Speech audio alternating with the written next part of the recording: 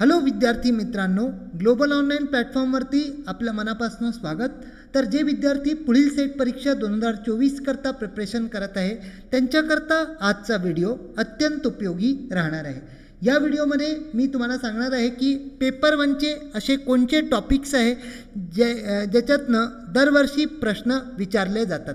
Paper 1च्या trending topics कोणकोणते आहे या संदर्भात आज आपण आजच्या व्हिडिओमध्ये चर्चा करणार आहे. आणि जर तुम्हाला ही शंका आहे की पुढील परीक्षेत याच्यातून प्रश्न येतील का, तर याचं उत्तर आहे हो. या येणाऱ्या परीक्षेतही याच्यात तुम्हाला प्रश्न निश्चित पाहायला भेटतील. तर या व्हिडिओला कंप्लीट पहा आणि एक लिस्ट जी आहे ती तुमची पक्की होऊन जाईल, तयार होऊन जाईल, ज्याच्यातनं आपल्याला येणाऱ्या परीक्षेत प्रश्न दिसतील. So your first unit is teaching aptitude. शिक्षण अभियोक्ता जी आहे ही तुमची पहिली युनिट आहे. या युनिटमध्ये तुम्हाला कोणकोणत्या टॉपिकला लक्षात घ्यायचं आहे हे समजून घ्या. पहिला टॉपिक आहे लेवल्स ऑफ टीचिंग. अध्यापनाचे स्तर हे आपल्याला लक्षात घ्यायचे आहे. Memory level, understanding level, reflective level कोणते असतात, ह्या सगळ्या लेवल्स आपल्याला व्यवस्थित माहीत होणे पाहिजे. याच्यानंतर येतं फॅक्टर्स अफेक्टिंग टीचिंग, म्हणजे अध्यापनावर कोणकोणते घटक परिणाम करतात, कोणकोणते घटक अध्यापनावर शिक्षणाला प्रभावित करतात. लर्नर सेंट्रिक आणि टीचर सेंट्रिक दोन्ही अँगलनी इथून तुम्हाला प्रश्न विचारला जाऊ शकतो. नंतर येतं टाईप्स ऑफ इव्हॅल्युएशन. मूल्यांकनचे प्रकार कोणते आहे हे आपल्याला विचारले जाऊ शकतात. मूल्यांकनच्या प्रकारमध्ये जसं फॉर्मेटिव्ह इव्हॅल्युएशन आहे, समेटिव्ह इव्हॅल्युएशन आहे, नंतर आपलं डायग्नोस्टिक इव्हॅल्युएशन आहे. याच्यातनं प्रश्न जास्तीत करून पाहायला भेटतात. नंतर येतं स्वयंप्रभा मॉक.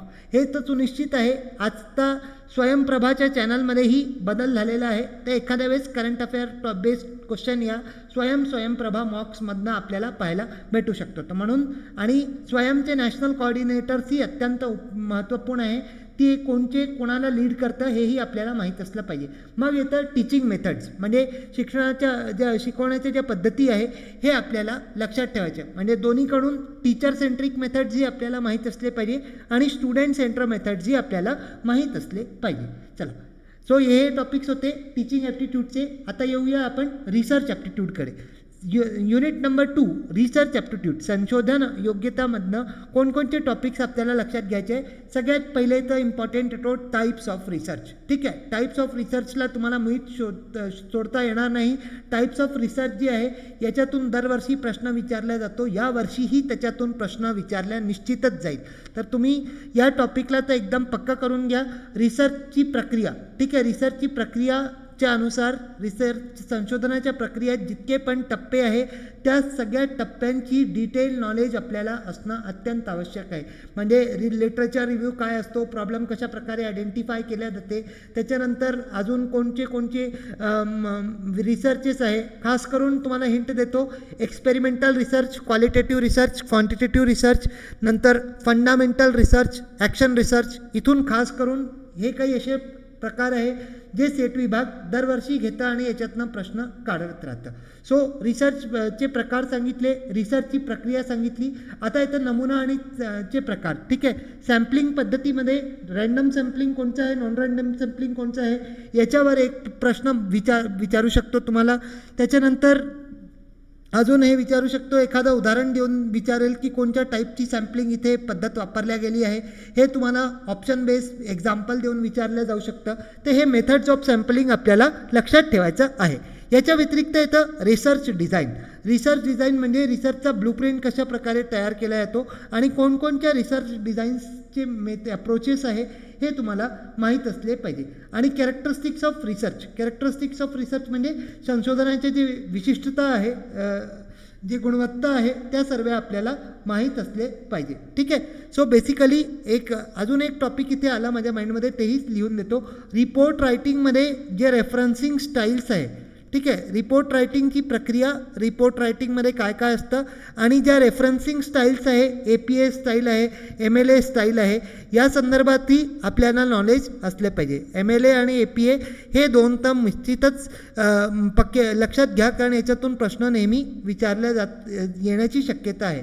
कारण अजूनपर्यंत हा टॉपिक हायलाईट झालेला नाही आहे, पण कधी कधी असंही होतं की जो टॉपिक हायलाईट नाही होत तो पलीकडे पेपरात प्रत्यक्ष होण्याची शक्यता असते. युनिट नंबर 3 येते रीडिंग कॉम्प्रिहेन्शन, वाचन गद्यांश ज्याच्यात तुम्हाला दिला जाईल. आता हा गद्यांश तुम्हाला आर्थिक संदर्भात दिलेला राहू शकतो, पर्यावरणीयच्या संदर्भात दिला जाऊ शकतो, किंवा सामाजिक संदर्भात दिला जाऊ शकतो, किंवा काहीतरी ह्या ऐतिहासिक संदर्भातही हा गद्यांश तुम्हाला दिला जाईल.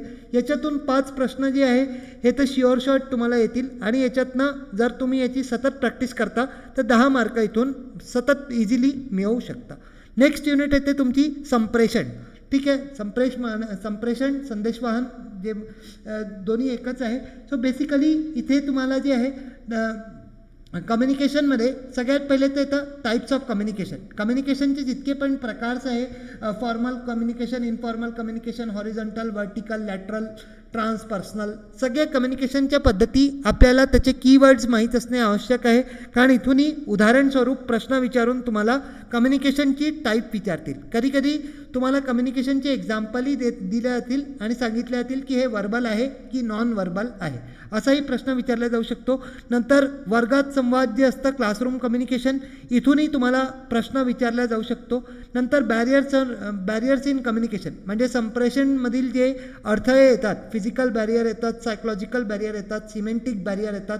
तर अशा प्रकारचे जितके पण बॅरियर्स आहे ते बॅरियर्सचे काय स्रोत आहे, काय कारणाने ते बॅरियर्स उत्पन्न होतात, हे आपल्याला माहीत असणं गरजेचं आहे. तर हे गोष्टी आपण लक्षात घ्या. त्याच्यानंतर कम्युनिकेशनचे फंक्शन्स आणि मास मीडिया कम्युनिकेशनचे जे कॅरेक्टरिस्टिक्स आहे, मास मीडिया कम्युनिकेशनचे जे गुणवत्ता आहे हे आपल्याला माहीत असले पाहिजे. कारण मास मीडिया जे आहे हे आजकालचं ट्रेंडिंग टॉपिक आहे. जसं ॲडव्हर्टायझिंग आहे, ॲडव्हर्टायझिंग काय हे मास मीडिया आहे ना. मास मीडिया ॲडव्हर्टायझिंग असते, जसे होर्डिंग तुम्ही चौकांवर वगैरे पाहिलं असेल. So this is the mass media characteristics जे आहे त्याचे हे आपल्याला माहीत असले पाहिजे.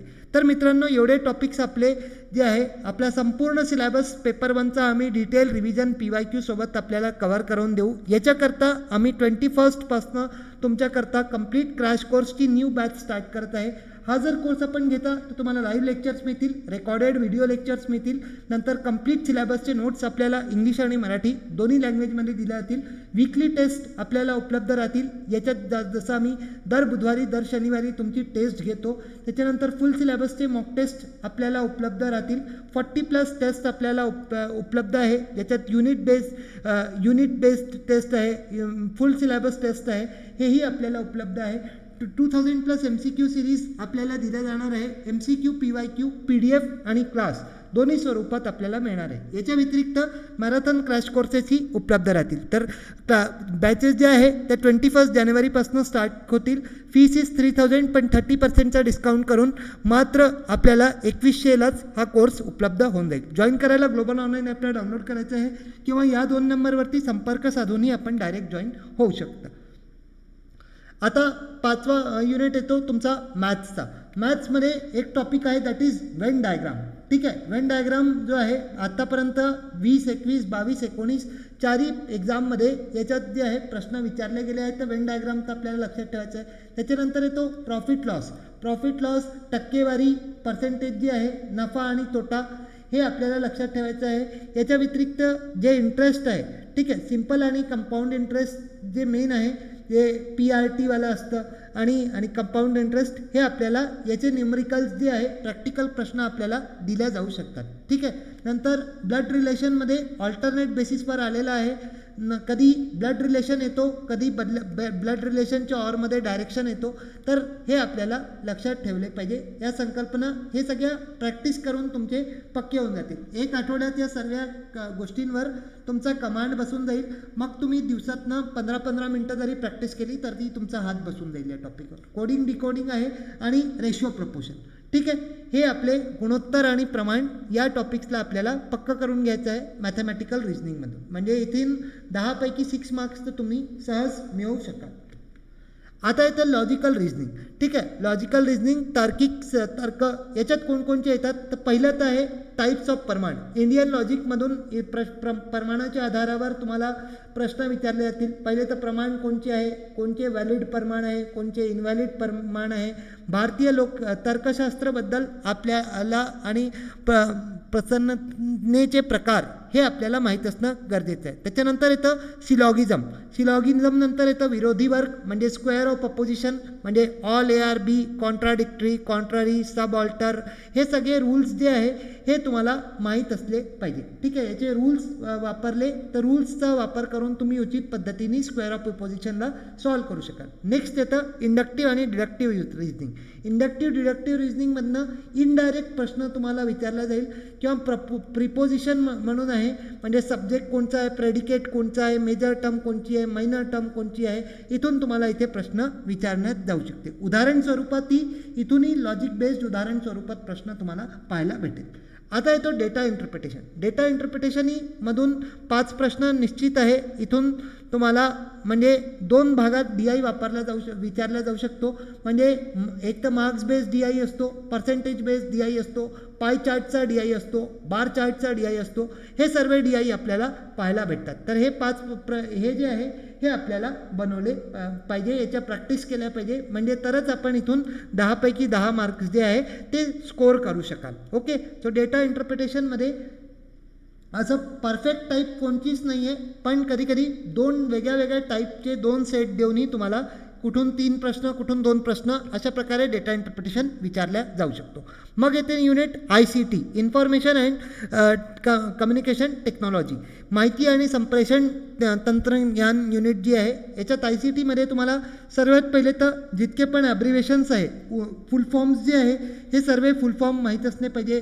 EEPROMचे काय आहे, EEPROMचं काय आहे, नंतर SRAM म्हणजे काय असतं, नंतर येतं टाईप्स ऑफ मेमोरी, मेमोरीचे प्रकार कोणकोणते आहे हे लक्षात ठेवायचं आहे. इंटरनेट संदर्भात जे काही टर्म्स अँड टर्मिनॉलॉजी आहे ती आपल्याला माहीत असली पाहिजे. इनपुट डिव्हाइस कोणते आहे, आउटपुट डिव्हाइस कोणते आहे हे आपल्याला माहीत असले पाहिजे. त्याच्यानंतर टाईप्स ऑफ सॉफ्टवेअर म्हणजे ओपन सोर्स सॉफ्टवेअर कोणते आहे, नंतर आणि इंटरनेट सिक्युरिटी, डिजिटल इनिशिएटिव्ज जे आहे जसं इन्फ्लेबिनेट आहे, त्याच्यानंतर आपलं NDL आहे, नॅशनल डिजिटल लायब्ररी, अशा प्रकारचे विभिन्न हे आहे डिजिटल इनिशिएटिव्स, हे आपल्याला इथे माहीत असले पाहिजे. ओके, सो मित्रांनो याच्या व्यतिरिक्त आम्ही पेपर 2 करताही तुमच्या करता कंप्लीट क्रॅश कोर्सेस आणलेले आहे. या क्रॅश कोर्सेसमध्ये आपल्याकडे आहे commerce, management, economics, history, Marathi, political science, computer science, life science, education आणि केमिस्ट्री, हे सर्व विषय आपल्याकडे उपलब्ध आहे.